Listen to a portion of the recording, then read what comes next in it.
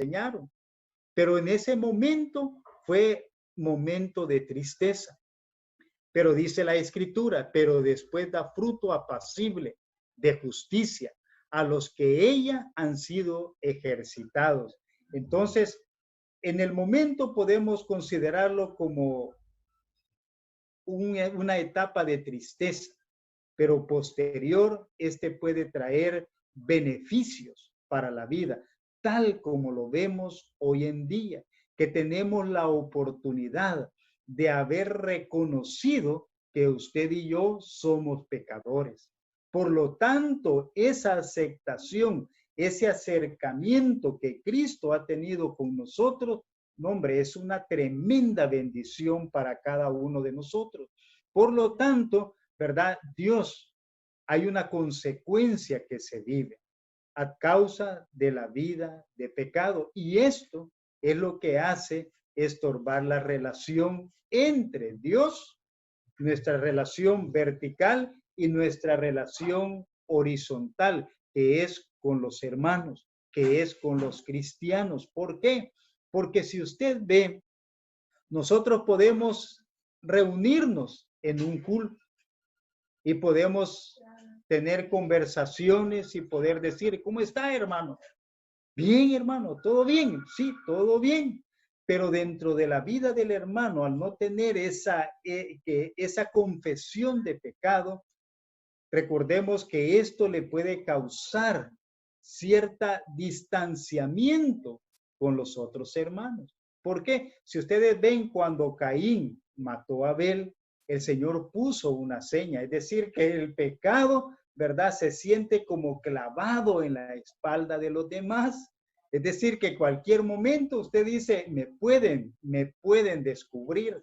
Eso es lo que genera una barrera que impide el tener comunión con Dios y tener comunión con los hermanos. Es decir, no hay ese acercamiento genuino que debería de existir y este pecado se vuelve realmente una barrera que nos impide acercarnos genuinamente o legítimamente tener comunión los unos con los otros. Pero bien, ¿qué hace la luz? Porque eso es importante, ¿verdad? O sea, si decimos que tenemos comunión con Él y andamos en tinieblas, mentimos y no practicamos la verdad. O sea, la verdad, ¿qué es la verdad?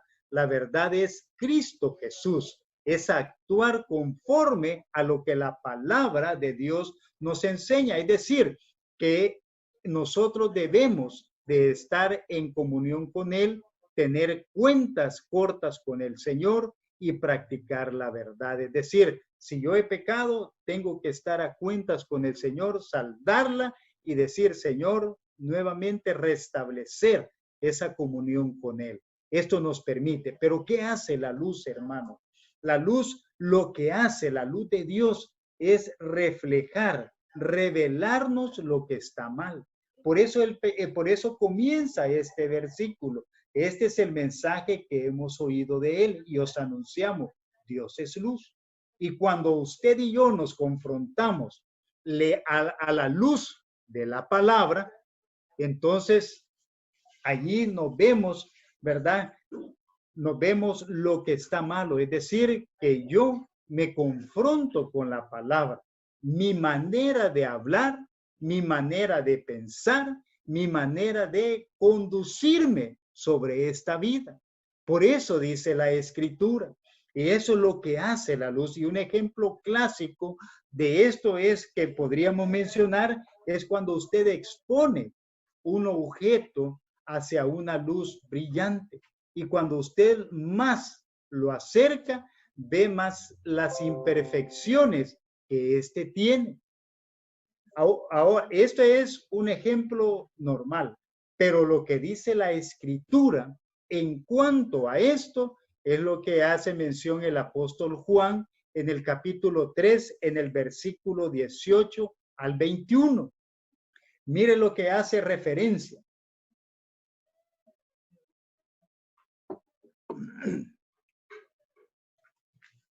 Dice de la siguiente manera, el que en él cree Wow, esto el que cree es fe, que cree en Jesucristo, no es condenado. O sea, ha pasado de ser condenado hacia una vida totalmente diferente, es decir, de esperanza, de vida eterna. Pero el que no cree, dice, ya ha sido condenado, porque no ha creído en el nombre del unigénito Hijo de Dios.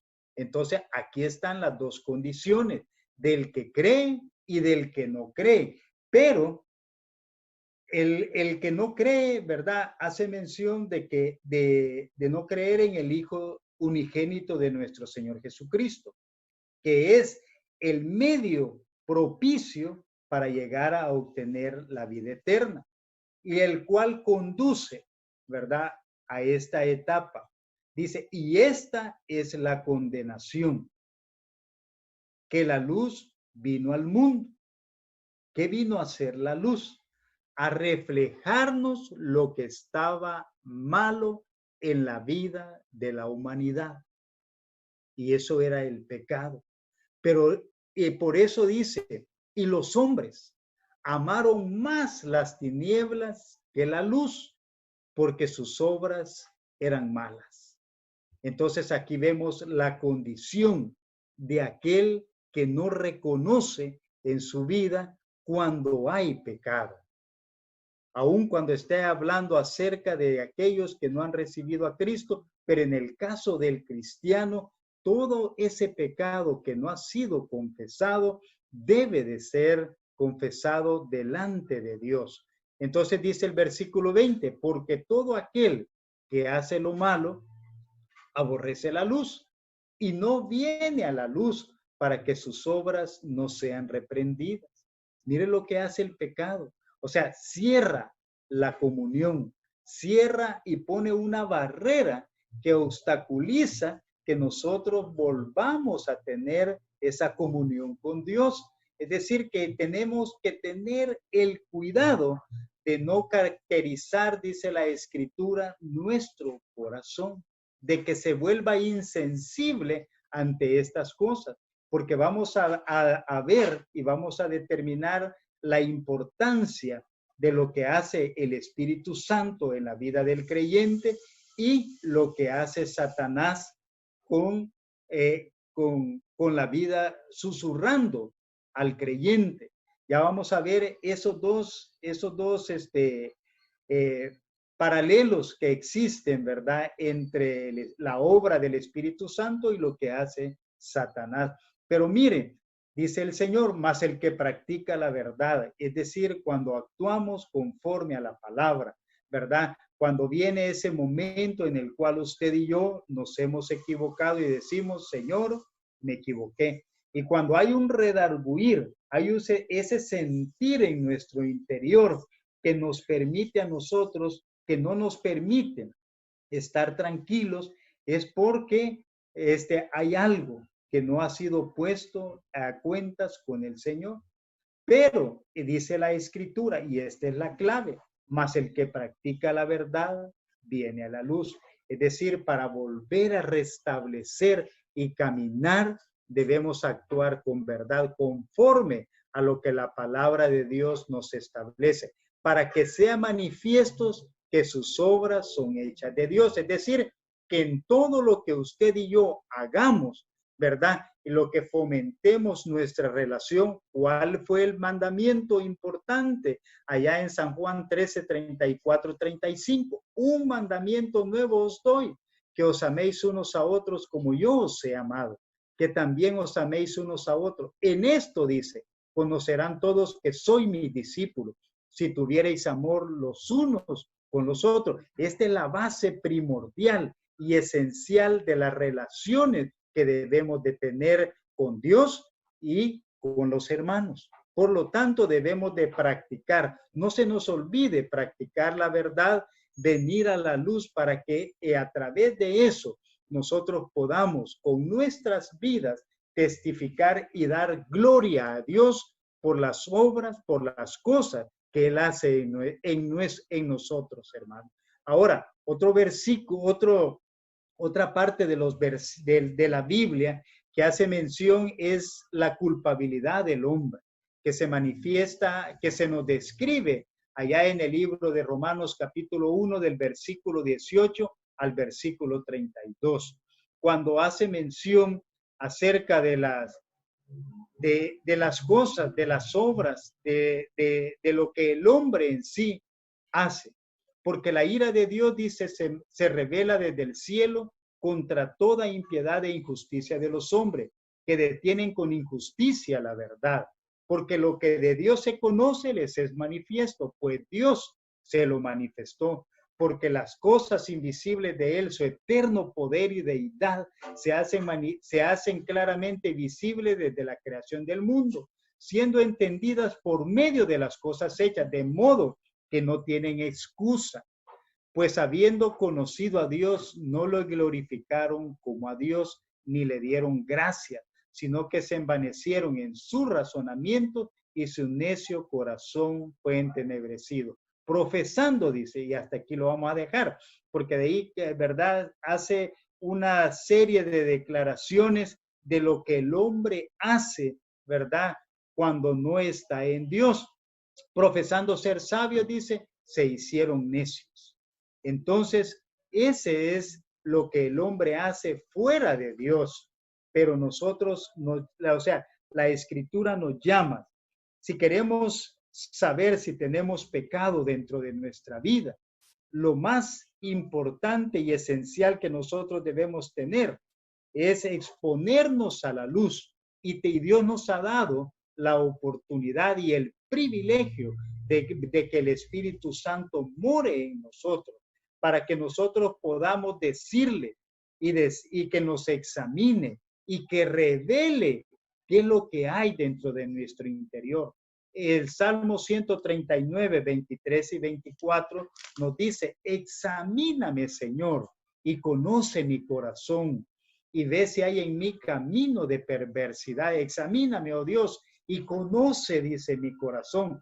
¿Quién mejor que nadie que el Espíritu Santo, que es el mejor cirujano, que es el que conoce los pensamientos más íntimos, que es el que identifica las áreas en las cuales usted y yo podemos estar fallando y que aún no han sido superadas? Pero dice, y ve si hay en mí camino de perversidad y guíame en el camino eterno. Con toda confianza, este es una de las peticiones que el salmista David le hace a Dios, ¿verdad? Considerando que su vida pueda ser transparente, que su comunión con su Señor sea totalmente legítima y transparente, ¿verdad? Y él le dice, sí, y pruébame, dice, y conoce mis pensamientos. ¿Dónde comienza todo? En el pensamiento, hermano. En el pensamiento. Si le damos cabida al pensamiento y maquinamos las cosas, bajan al corazón. Y ese solo está a un paso. Por eso es que nosotros debemos, el salmista David decía, límpiame cada vez más y más de mi maldad. Hay que reconocer que tenemos las dos naturalezas, la naturaleza carnal y la nueva naturaleza que hemos adquirido en Cristo. Por lo tanto, el salmista nos dice, y ve si hay en mí camino de perversidad y guíame en el camino eterno. ¿Cómo vamos a permitir que Dios nos guíe hacia ese camino? A través de la Escritura, a través de los recursos y herramientas que el Señor nos ha permitido tener para poder hacer esa limpieza profunda dentro de nuestro corazón. Por lo tanto, es el Espíritu Santo el que se encarga. Y aquí vamos a la parte importante que les hablaba, de lo que es la labor que desarrolla el Espíritu Santo y lo que hace Satanás. Por lo menos saqué tres cosas, hermano, ¿verdad? Que son las que a través de la Escritura he podido determinar, ¿verdad? Por ejemplo, la labor que hace el Espíritu Santo. Número 1, dice que convence al cristiano de pecado de manera legítima. ¿Qué quiere decir esto? Que lo hace de manera genuina, que lo hace auténticamente y lo hace razonablemente. No queda duda de lo que se hace. Es decir, que usted queda totalmente livianito cuando el Espíritu Santo lo convence de pecado. Esto es lo que dice San Juan 16, ¿verdad? Del versículo 8 en adelante. Entonces, pero Satanás, ¿qué hace, hermano? Y esto es lo que debemos tomar en cuenta. Mire, Satanás lo acusa del pecado. Es decir, lo que hace, o sea, el Espíritu Santo lo hace de manera legítima, de manera que no quede ninguna duda y que no quede ninguno de ellos sin confesar. Pero, pero Satanás lo acusa de su pecado lo que hace, lo que provoca en la vida del cristiano es causarle duda y la duda es pecado. Por lo tanto, ¿verdad? A veces se siente, ¿verdad? Ese que están susurrando al oído, hermanos. Debemos tener mucho cuidado con esto. ¿Qué otra labor del Espíritu Santo?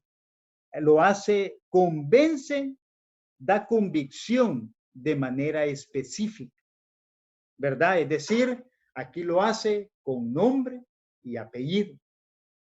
O sea, no debemos de dejar ninguno de ellos.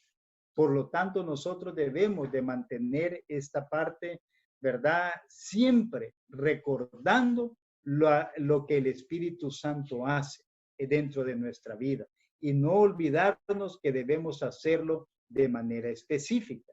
Entonces, ¿qué hace Satanás? ¿Verdad? Satanás lo que hace es hacerlo de manera general. ¿Verdad? O sea, cuando hablamos de comunión con el Señor, hablamos de esa relación íntima entre el Señor y usted, entre cada uno de nosotros. Entonces, lo que permite es tener ese tiempo de transparencia, de adoración, pero también de confesión. Esto es bien importante. Entonces, nosotros debemos hacer eso. Satanás lo hace de manera general y nosotros en alguna oportunidad, y ustedes tal vez no me dejen mentir, ¿verdad? Nosotros generalizamos la confesión de pecado. Perdona, dice, perdona mis pecados. Entonces, pero si usted lo hace de manera general, ¿verdad? Usted tal vez, Dios lo que necesita es que le digamos cuáles han sido, si hay falta de perdón en nuestra vida, si hay egoísmo, si miré mal a alguien y eso le ha causado a usted alguna molestia en su interior, todo el enojo, todo esto, hermano, eso es prácticamente lo que nosotros debemos estar haciendo, mentir. Pero entonces todo esto debemos de quitarlo de nuestra vida. Otro elemento que hace importante y la labor del Espíritu Santo es que redime para acercarlo a la comunión con Dios. Es decir, cuando hablamos de redimir, es librar a una persona del dolor o de una situación penosa. Porque miren, Dios lo que quiere es restablecer la comunión con nosotros. Y una de las barreras que impiden el que nosotros tengamos esa comunión directa con nuestro Dios es el pecado. Por lo tanto, no debemos olvidar los tres elementos. Pero ¿qué hace Satanás, verdad? Satanás lo que hace es que nos recuerda una y otra vez nuestros pecados, nuestras debilidades, nuestras faltas, hermano. Entonces nosotros debemos tomar en cuenta lo que Dios hace en nuestra vida, los beneficios que podemos tener. En conclusión, la Escritura nos dice de que nosotros debemos de confesar el pecado. Y cuando hablamos de confesar el pecado es ponernos de acuerdo con nuestro Dios. Ahora, ¿qué hace Dios cuando confesamos el pecado? Esto es lo bonito, que Dios es un Dios de nuevas oportunidades. Dios nos presenta sus misericordias. Esto es como ver el día a día, hermanos, ¿verdad? Cuando usted y yo nos levantamos, cuando abrimos nuestros ojos, cuando nos permite respirar, cuando nos permite disfrutar de su misericordia, ¿verdad? Desde un nuevo amanecer, y podemos tener su fidelidad cuando llegamos a la cama y decimos, Padre, he disfrutado tu fidelidad todo el día en mi diario caminar. Wow, eso es impresionante poder decirle al Señor. Pero veamos algunos versículos de lo que Dios hace cuando confesamos el pecado, porque eso es lo que quiere Dios, ¿verdad? Que no nos olvidemos de la verdad de su palabra y de que Él es fiel. Vamos a leer uno que dice Números 23:19, para que esto genere confianza en nuestra vida. Dios dice, no es hombre para que mienta, ni hijo de hombre para que se arrepienta. Él dijo, y no hará. Habló y no lo ejecutará, dice el Señor. Entonces, lo que su palabra a continuación nos dice, ¿verdad?, es para considerarla, es para tomarla en serio, hermanos, y para ver el Dios al cual nosotros nos permite tener la oportunidad de confesar nuestros pecados, de saber que no nos va a avergonzar, sino que Él quiere siempre mantener esa comunión con nosotros. Dice Isaías 43:25.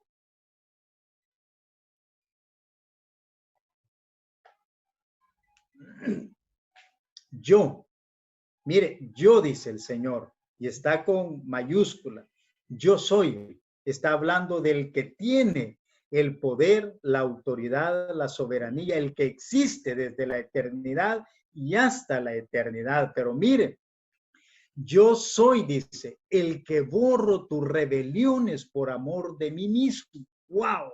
Mire, el Señor nos ama, hermano. Aún a pesar de que somos imperfectos, aún a pesar de que le fallamos, hermanos, el Señor nos ama, hermano. Eso nos debe de revitalizar para poder acercarnos con transparencia, de manera legítima con nuestro Dios. Y dice, mire, los resultados de ese amor, de ese acercamiento, de esa confesión. Y no dice, me acordaré de tus pecados. ¡Wow! ¿No se siente usted tranquilo, confiado de saber que tiene un Dios que nos ama a pesar de nuestras faltas y debilidades? ¿Qué dice Miqueas 7:18-19? ¿Qué Dios como tú, dice, que perdona la maldad y olvida el pecado del remanente de su heredad? No retuvo para siempre su enojo, porque se deleita en misericordia.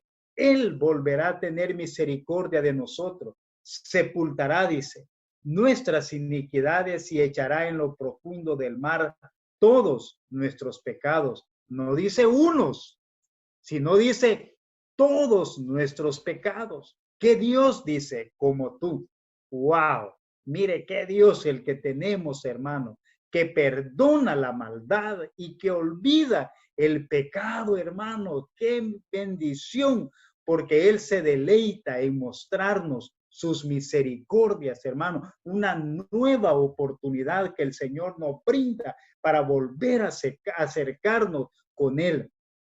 Dice Hebreos 10:17.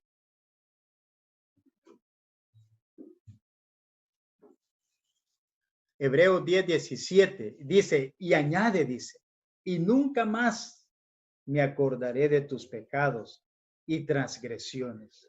Y añade, dice, y nunca más me acordaré de sus pecados y transgresiones. O sea, estaba hablando acerca de la promesa y el Señor cumple su palabra. Y por lo tanto, hermanos, cuando confesamos, debemos tener esa seguridad y esa confianza que se obtiene a través de tener esa comunión con Dios. ¿Cuál es lo importante de todo esto?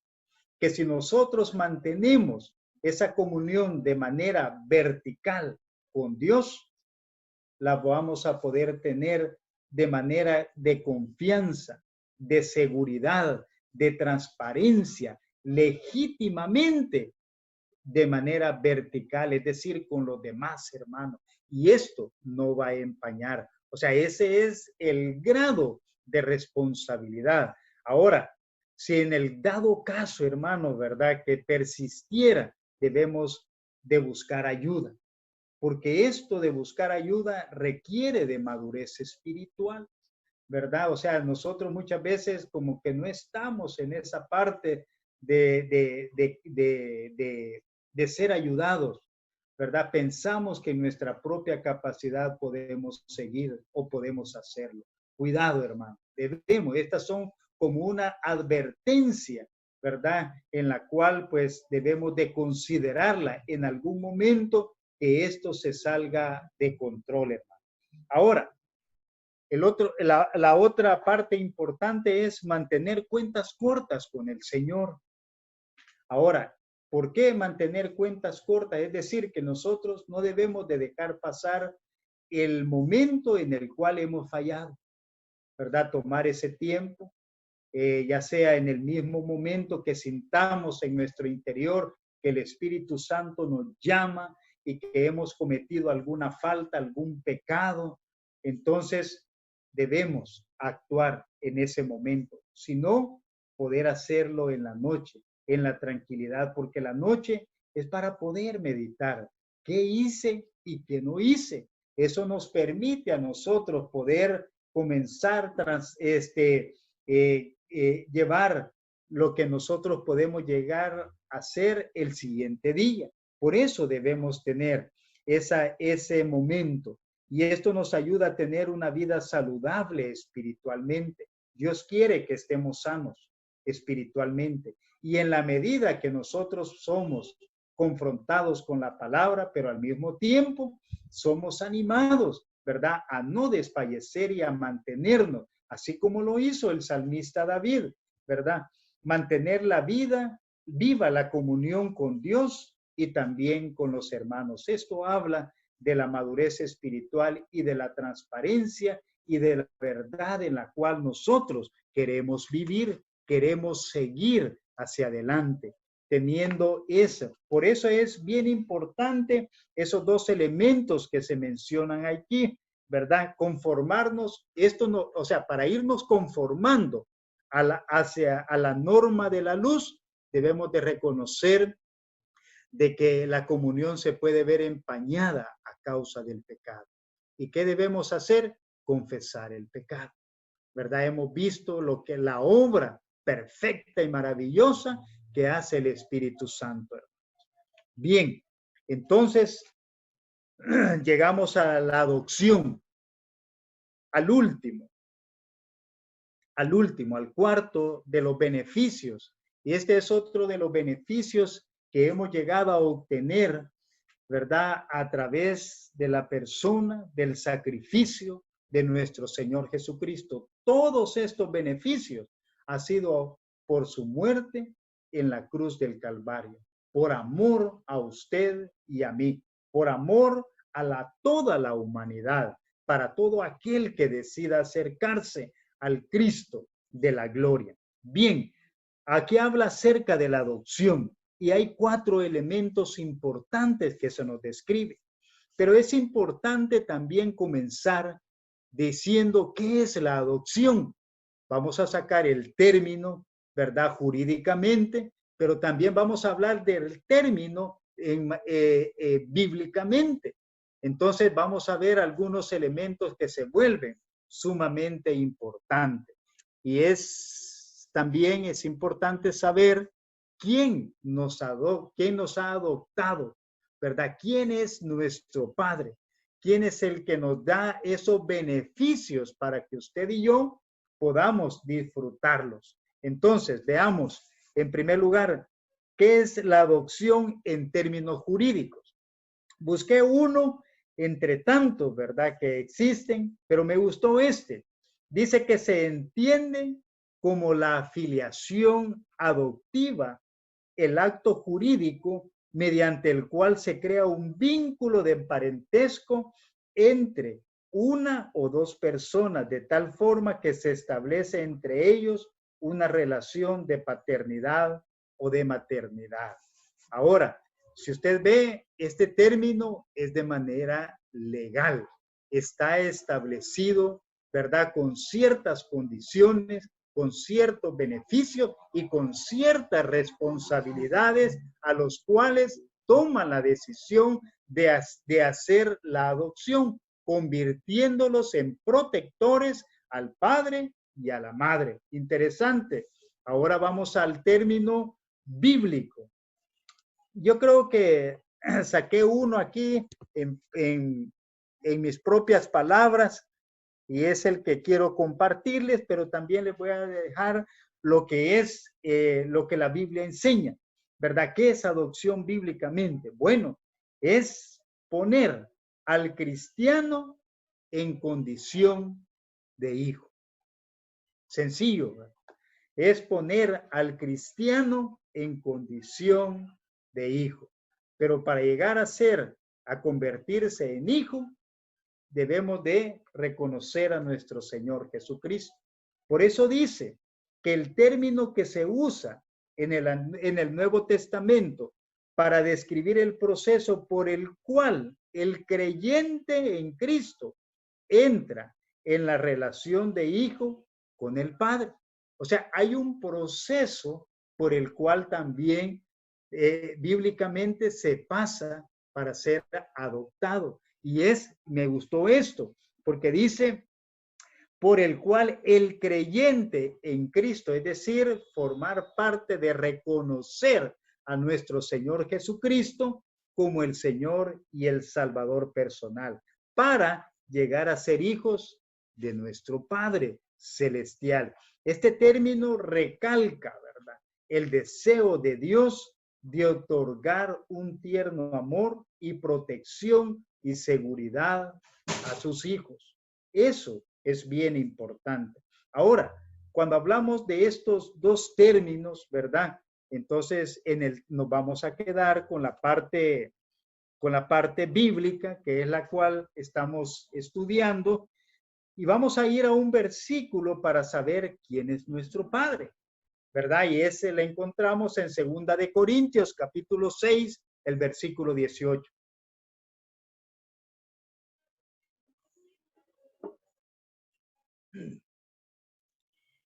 Dice, y seré para vosotros por Padre, dice. Y vosotros me seréis hijos e hijas, dice el Señor Todopoderoso. Es decir, el Shaddai, es decir, el papito. Mire, o sea, hay unos términos que la Biblia nos describe en esta parte sumamente interesante. Y seré para vosotros por padre, dice, papito, cuando ya entramos en esa relación de amor, de amistad, de comunión, de cercanía, de confianza con el Dios Todopoderoso. Y vosotros, dice, me seréis hijos e hijas.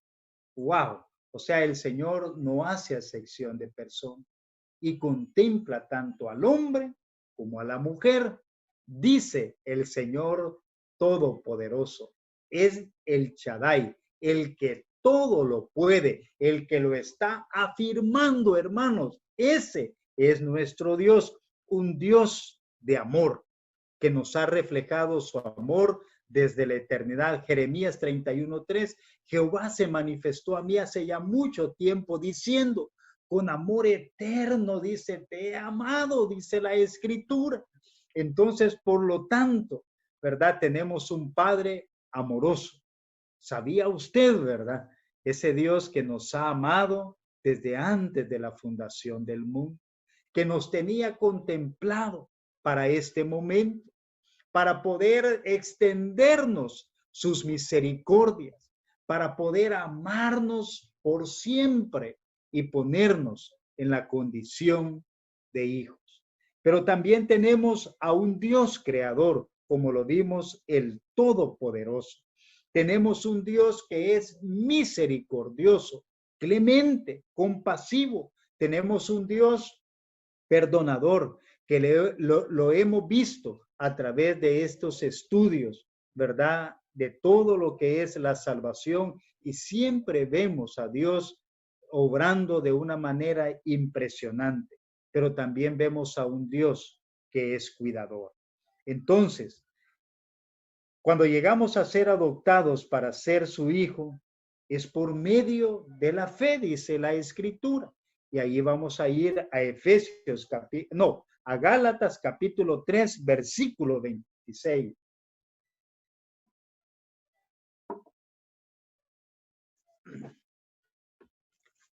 Aquí dice de la siguiente manera, Gálatas nos da esta referencia bien importante, a cómo nosotros somos adoptados y somos hijos de Dios. Pues todos sois hijos de Dios, ¿verdad? Por la fe en Jesucristo, en Cristo Jesús, perdón. Pues todos sois hijos de Dios por la fe en Cristo Jesús. ¡Wow! Mire, aquí hay una condicionante para ser hijo del Dios Todopoderoso, que es poner primero la fe en nuestro Señor Jesucristo. Esa es la condición y el medio por el cual usted y yo llegamos a ser adoptados, llegamos a ser hijos del gran yo soy, del Rey de Reyes y Señor de Señores. Entonces, por último, ¿verdad? Están los 4 elementos importantes que se nos describen, como por ejemplo la adopción significa el que se nos sitúa en la familia a la cual no pertenecíamos por naturaleza, es decir, que había iba. Efesios 2:3, que nos dice, Efesios 2:3, que los hijos de ira llegan a ser hijos de Dios. Ahora, entre los cuales dice también, todos nosotros vivimos en otro tiempo, en los deseos de nuestra carne, haciendo la voluntad de la carne y de los pensamientos.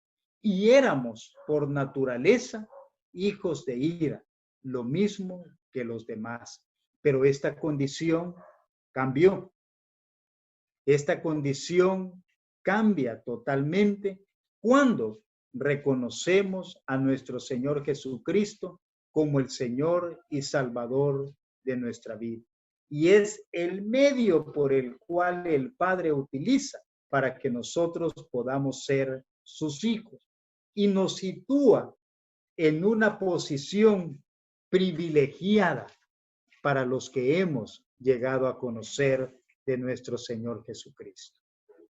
Número 2, dice Gálatas 4:5, la adopción significa ser librados por completo de las relaciones anteriores, particularmente de la ley, ¿verdad? En otras palabras, la otra cara de la adopción es la libertad de la ley, para redimir, para que redimiese a los que estaban bajo la ley. Es decir, Él pagó el precio.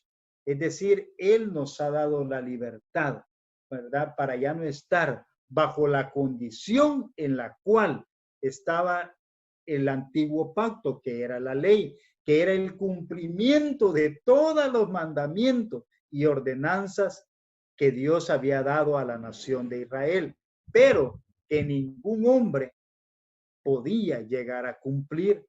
Por lo tanto, el Señor Jesucristo, ¿verdad? A fin, y aquí viene el cambio que se hace, a fin de que recibiésemos la adopción de hijos, a fin de que recibiésemos la adopción de hijos. El Señor nos sitúa en una posición en la cual nos permite a nosotros ser adoptados como sus hijos. Número 3, Efesios 1:5. La adopción solamente es posible por un acto voluntario del que nos adopta, y esa voluntad es soberana por parte de Dios. Dice de que en amor, primero un acto soberano de parte de Dios que se establece basado en su amor genuino, en su amor que trasciende, porque Él es la fuente de ese amor. En amor, habiéndonos, dice, predestinado para ser adoptados hijos suyos por medio de Jesucristo, según el puro afecto de su voluntad. ¡Wow! O sea, ahí por medio de nuestro Señor Jesucristo, el amor nos predestinó, es decir, desde antes de la fundación del mundo, el Señor ya nos había apartado, ¿verdad? Que sabía perfectamente quiénes y quiénes vamos a ser y serán sus hijos, ¿verdad? Sobre esta tierra, porque hemos reconocido a nuestro Señor Jesucristo. Y este ha sido según el puro afecto de su voluntad. Y Dios es soberano, hermano, para actuar conforme a su voluntad, que es perfecta en todo lo que hace. Y el número 4, hermano, la adopción significa que tenemos plenos derechos en todos los privilegios de pertenecer a la familia de Dios. Romanos 8:15. Romanos 8:15.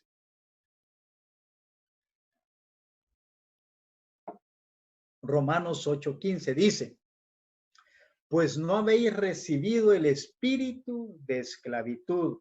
Es decir, aquí hay libertad plena, completa, ¿verdad? Porque el Espíritu de Dios mora en nosotros. Y dice, para estar otra vez en temor, sino que habéis recibido el espíritu de adopción, por el cual clamamos, Abba, Padre. Y aquí es precisamente, ¿verdad? Cuando el Señor nos adopta como sus hijos, ¿verdad? Basado todo, otorgando un tierno amor a sus hijos, para que nosotros podamos reconocer, porque esta palabra, Abba, Padre, que quiere decir papito, papito amado, ¿verdad? O sea, no es posible decirla si el Espíritu Santo no nos lo permite, hermano. Y por eso es que nosotros tenemos esa oportunidad de tener estos beneficios que a través del sacrificio de nuestro Señor Jesucristo ahora gozamos, hermano. Por lo tanto, debemos tener esa libertad, esa confianza, esa seguridad en la cual única y exclusivamente se puede tener en Cristo. Esto sería, hermanos, todo. Llegaríamos al final de estos beneficios de la salvación para que el próximo domingo, ¿verdad? Si Dios nos lo permite, estemos comenzando con este nuevo tema, hermano, de la persona. Vamos a hablar de la persona de nuestro Señor Jesucristo, por quien ha sido posible todo lo que usted y yo tenemos. Por lo tanto, es necesario conocer de primera mano a través de la Escritura lo que se nos enseña de Él. No sé si hay alguna pregunta, hermanos, algún comentario. Solo que donde dice, dicen los católicos, ¿verdad? Que todos somos hijos de Dios, pero ahí está claro en la Biblia que dice, bueno, ok, podés ser mi hijo si tenés fe en Dios.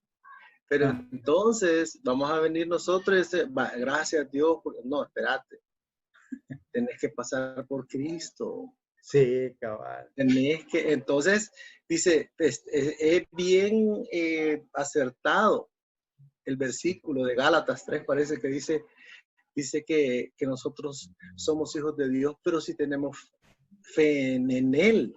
Dios nos va a poner como el único requisito, indispensable, único, no hay otro por el cual llegar a Dios, sino a través de la persona de Jesucristo. Entonces, es acertado. Sí. Es acertado, pero y después los católicos pueden decir, ¿verdad? Pero es que nosotros tenemos fe en Dios. Sí, pero es que Dios te va a poner un prerequisito. No puedes llevar matemática 2 si no llevaste mate 1. Sí, claro. Y mate uno soy yo, pero mate dos es Cristo Jesús. Sí. Tienes que pasar por Él para poder llegar a mí. Así es que ese es básicamente bien bonito que lo tomamos de la escritura directamente, ¿verdad? Sí, sí, excelente. La escritura es la herramienta, es nuestra verdad, nuestro fundamento, la cual debemos considerar siempre para todas las opiniones que se puedan vertir, ¿verdad? De los grandes teólogos, de los predicadores y de todo esto, pero todo tiene que pasar por el filtro de la palabra de Dios, hermanos. Yo creo que ahí aterrizamos todo, hermano. Ya cuando queremos inventar algo, Sí, dejamos no, ir a la ahí, palabra y decir, ¿qué sí, dice la palabra? ¿Verdad? sí, ¿qué dice la Biblia con referencia a tal tema? Ahí está. Sí, Y lo lo más importante. lindo de todo es, hermano, que Dios ha enviado todos nuestros pecados y transgresiones al fondo del mar del olvido y dice, jamás, o sea, nunca me Nunca. volveré a acordar. Sí, Y eso nos hace más que libres, hermano. Es mejor que haber estado en la cárcel. sí, Eso es sí. mejor que haber estado 25 años en la cárcel y todavía sale peor, Sí, o ya muriéndose, qué sé yo. Pero lo que sí te, lo que, bueno, y aunque esté presa la gente, eso los liberta, de sí, que claro. Dios les ofrece una redención total e incondicional, pero nos Sí, pide, vaya hijito, ahora ya no vayas a pecar, ya no, ya, calmate. Pero como tenemos la naturaleza pecaminosa, sí, que nos agobia algunas veces, algunas veces. porque somos humanos, pues no somos de Sí, piedra. sí, Entonces, Dios nos da las herramientas para salir de eso, que hay que pedir perdón, Señor, perdóname por este pensamiento, y ya, quitar el pensamiento, sí, ¿verdad? Así es sí. que muchas gracias, hermano, No, y ya excelente. quedamos listos para enfrentar la semana. Excelente, hermano. Bueno, bendiciones para todos. Vamos a terminar allí Hermano, orando. buenos días. Disculpe que Buena. le interrumpe. No, no, diga, hermana Sofi. Aquí teníamos una pregunta. Dígame. Sí, hermano, acerca de los hijos adoptados, ¿verdad? Sí, sí. ¿Qué tal con los que se retiran? Con los que se retiran. Sí, Bueno, hermano, yo creo que una de las convicciones que debemos de tener, ¿verdad? Como cristianos, es la fe que nosotros depositamos en nuestro Señor Jesucristo desde el momento en que lo recibimos. Por lo tanto, esa condición de hijo no cambia. Ahora bien, hay algo interesante, porque va a depender la manera, porque ahí solo Dios y Él sabe si realmente la profesión de fe, esa confesión que hizo de nuestro Señor Jesucristo como su Señor y Salvador personal, fue legítima. correcto, sí. ¿Verdad? Porque eso no va a cambiar. Dios no va a cambiar jamás su palabra. Por eso nos da la seguridad, la convicción de lo que nosotros tenemos en la persona de nuestro Señor Jesucristo. Si tarde o temprano esta persona, ¿verdad? Dios la va a hacer entrar al redil nuevamente, va a ir en busca, dice, por eso dice en busca de las 100 ovejas, ¿verdad? Cuando dice que va en busca de la que se ha perdido y lo va a hacer regresar, ¿verdad? Ya sea ahí todo golpeadito, pero lo va a hacer llegar, hermano. Y entonces ahí se vuelve nuevamente a restablecer. Pero Dios, si su conversión fue genuina, Dios tiene propósito para su vida y no lo va a abandonar, hermano. Siempre será su hijo. Eso sí debemos tenerlo, porque aún, por eso decía yo inicialmente, ¿verdad?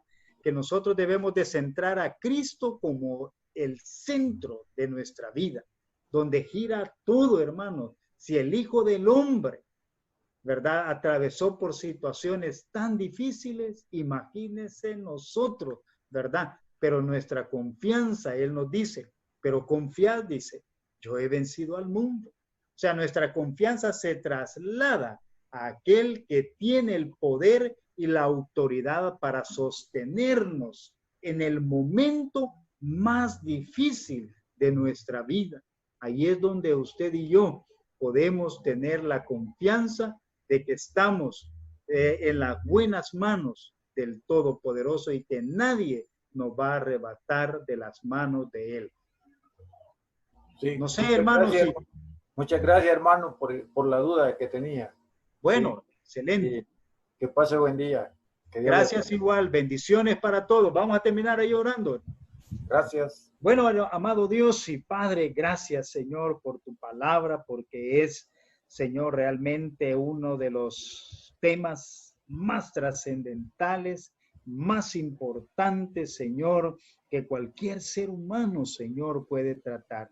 Yo te doy gracias, Señor, porque nos permites abrir tu palabra, poder extraer, Señor, principios y valores, Señor, para nuestra vida, tomando en cuenta, Señor, todos esos beneficios que hemos obtenido a través de la persona de tu Hijo amado, nuestro Señor Jesucristo, por quien pagó, Señor, nuestras deudas, por quien cargó, Señor, en la cruz del Calvario nuestras enfermedades, nuestras dolencias, Señor, y ahora estamos, Señor, libres de toda condenación, porque, Señor, nos ha trasladado de las tinieblas hacia la luz admirable. Nos alegramos, nos gozamos y te decimos, Señor, gracias por haber puesto tu mirada en nosotros, Señor. Padre, ayúdanos a ser, Señor bendito, el reflejo del amor y de la luz, de la sal, Padre, que necesita este mundo. Tenemos un gran desafío. Utiliza nuestras vidas, nuestros testimonios, Señor, en cada momento y en el lugar en el cual tú nos permites, Señor, pues compartir y entrar, Señor, con todas las personas que tenemos contacto. Señor, Padre, dejamos esta semana en tus manos, pedimos, Señor, porque, Señor, no falte, Señor, el alimento en nuestra mesa, Señor, que tú proveas, que tú des confianza, que tú des seguridad, que tú estés, pues, Señor, de los cielos obrando de manera sobrenatural, Padre, en cada una de las cosas, Señor, que se vislumbra, sabiendo y poniendo nuestra confianza en ti, que eres el que tiene el control sobre todo lo que acontece en este mundo, Señor. Bendito y alabado sea en el nombre de nuestro Señor y Salvador Jesucristo.